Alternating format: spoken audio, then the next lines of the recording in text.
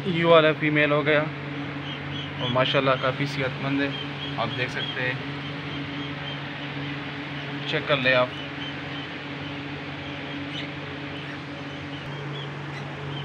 और ये वाला मेल है, देख ले आप,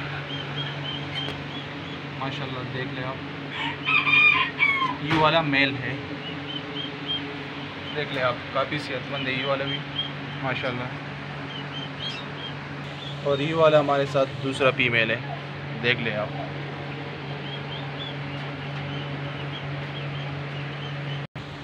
और ये तीनों इकट्ठे हैं, देख ले आप।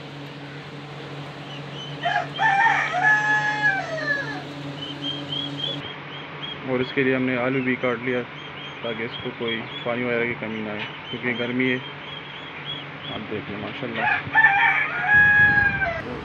अभी हम इसको पैकिंग के लिए तैयार कर रहे हैं डिलीवरी के लिए, आप देख ले आप। आलू वगैरह भी रख लिए, नीचे ग्रास रखा है, देख ले आप, ये रेडी हो गए। हमने इसका प्रॉपरली इसको सील किया है, डिलीवरी के लिए रेडी हो गया। आप तीनों देख सकते हैं अंदर, ठीक है।